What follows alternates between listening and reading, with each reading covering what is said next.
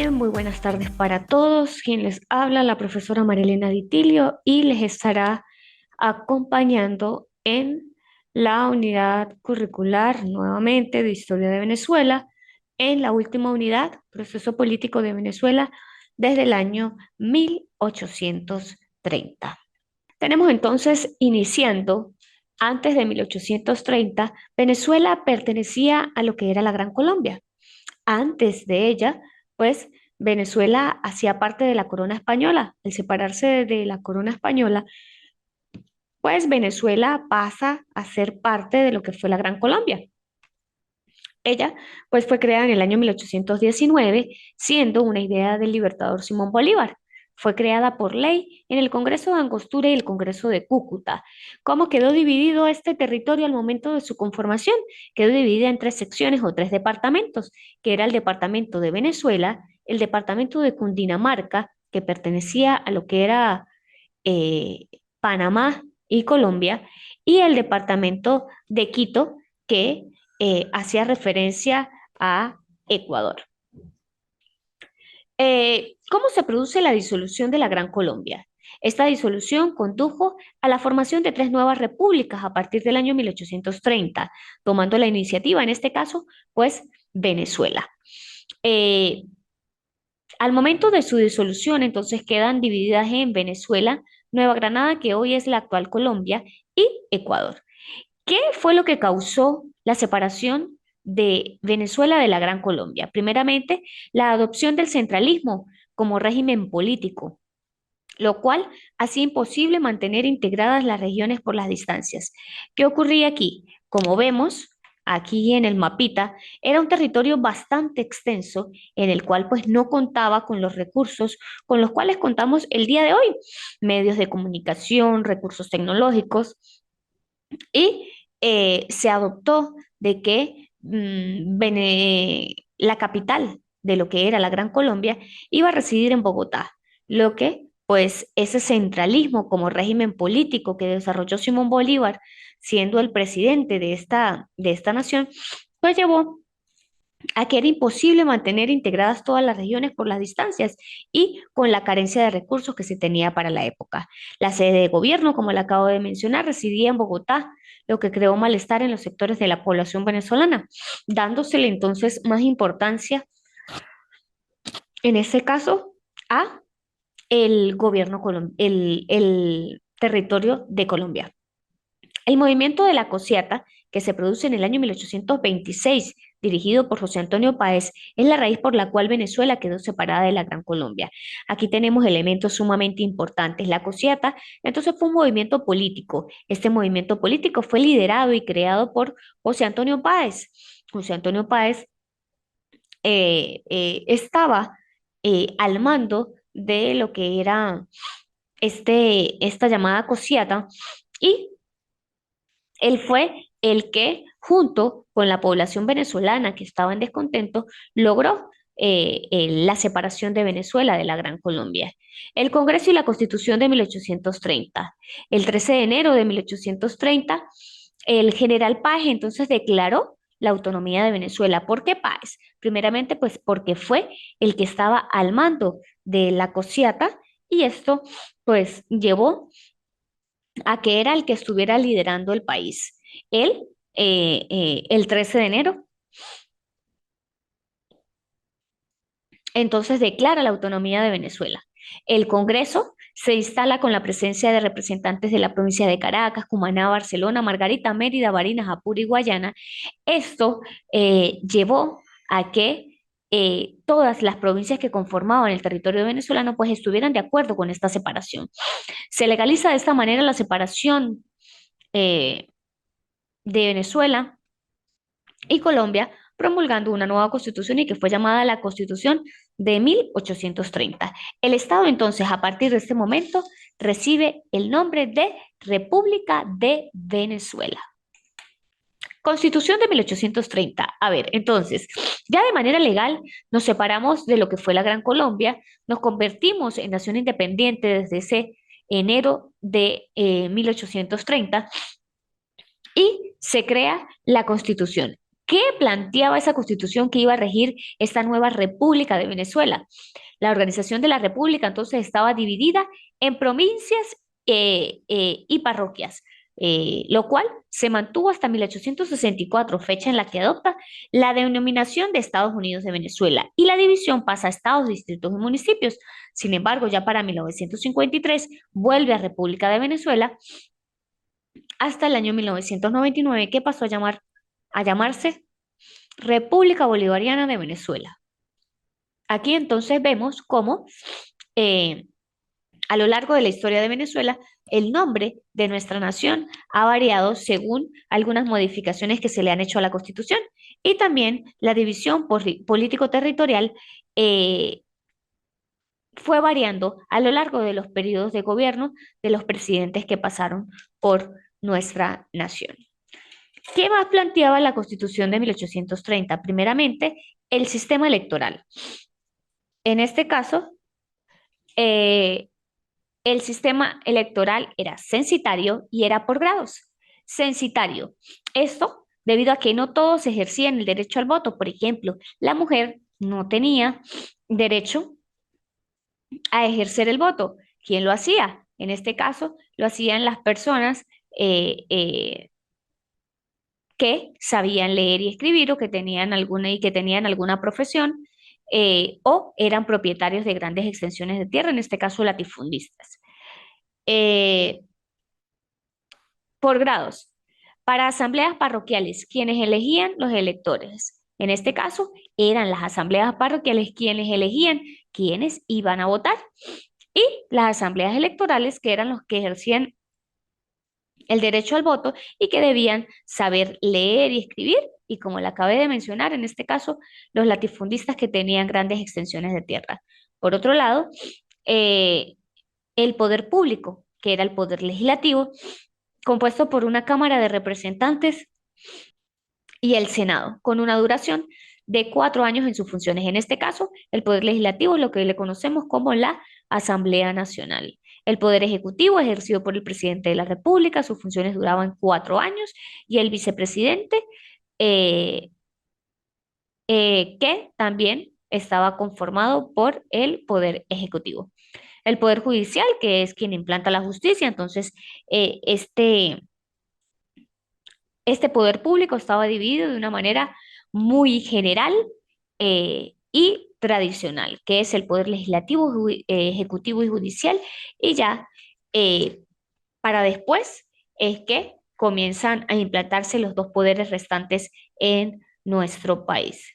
Eh, Continuamos. El centralismo es la práctica política mediante la cual un gobierno conserva el control absoluto de la administración pública del Estado, es decir, los órganos políticos, administrativos están centrados en el poder ejecutivo. Esto pasó durante la Gran Colombia, y también entonces se intentaba poner también de manifiesto en lo que era el, los primeros años de la República de Venezuela después de haberse separado de la Gran Colombia. Bien, agrupaciones políticas.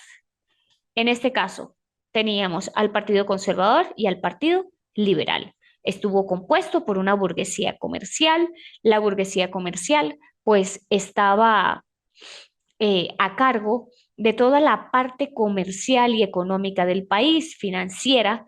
Los conservadores pusieron en práctica la apertura de vías, desarrollo comercial, la industria y la diversidad agrícola. Por otro lado, tenemos el Partido Liberal, que es el que surge en oposición al Partido Conservador, y estaba compuesto por hombres de todos los grupos sociales. Se predicaba la libertad, la democracia y la abolición de la esclavitud. Aquí, pues, tenemos unos elementos importantes, que aquí es cuando comienzan a surgir los partidos políticos en el país y comienzan a haber bandos que estaban en oposición a otros. El federalismo también surge como un sistema político conformado por la unión de varios estados en un solo bloque, acatando algunos postulados de interés común. En el estado federal gozan de autonomía y pueden elegir sus propias autoridades. Comenzamos entonces con el proceso político venezolano entre 1870 y 1899. En este caso, pues tenemos primeramente al general Antonio Guzmán Blanco en su primer periodo de gobierno, que comprende 1870-1877 y es llamado el septenio. Se conoce con el periodo guzmancista y también con el nombre de septenio debido a que su duración fue de 7 años. En 1870 dictó el decreto de instrucción primaria pública, gratuita y obligatoria. Esto es sumamente importante ya que para la fecha el, el nivel de analfabetismo era sumamente grande. Cuando estamos hablando de 1830, 1870, eh, podemos tomar que el 90% de la población era analfabeta, lo que comenzó a disminuir un poco para el periodo de 1870.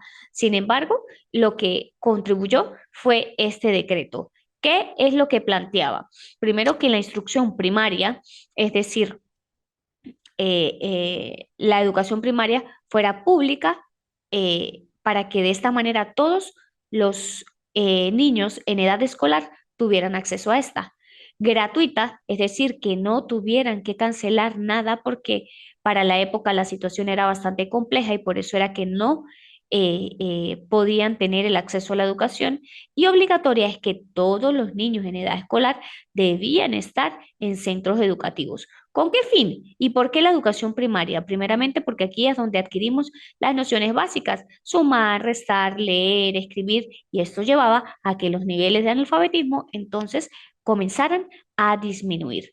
Llevó a cabo la creación de escuelas normales, politécnicas de agronomía y de veterinaria. ¿Por qué específicamente creó las escuelas normales?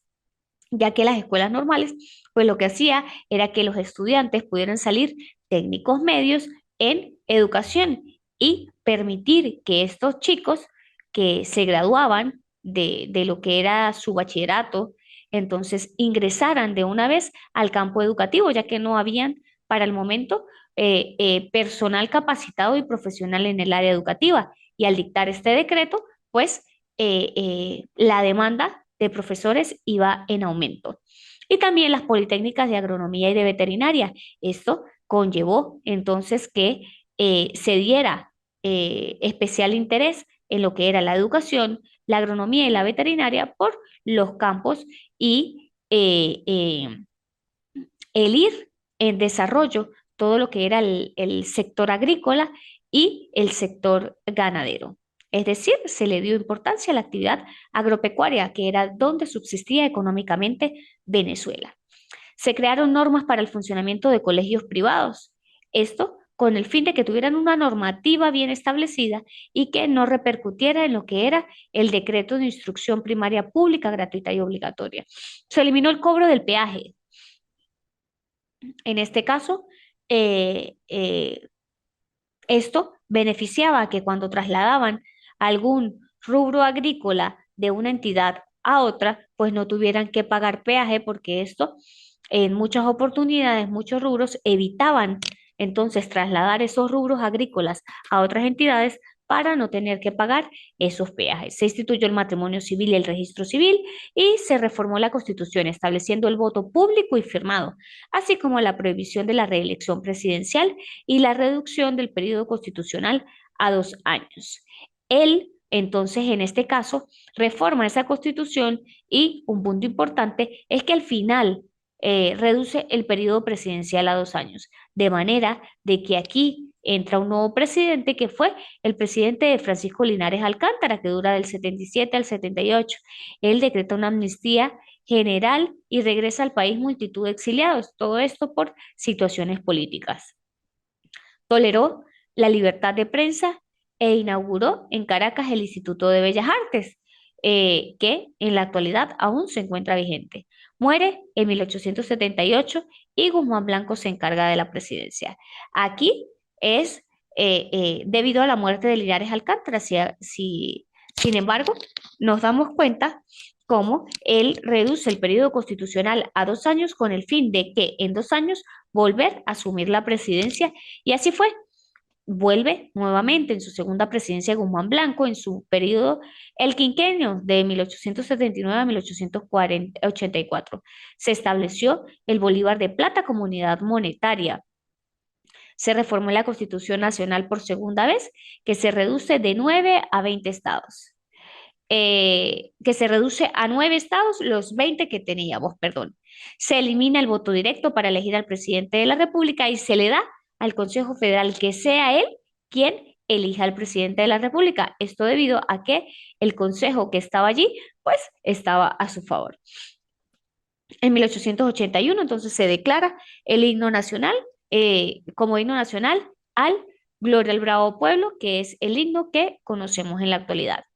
Hubo una crisis económica ocasionada por la baja de los precios del café y trajo repercusiones económicas. Luego, entra en la presidencia Joaquín Crespo debido a la crisis económica que se acaba de mencionar.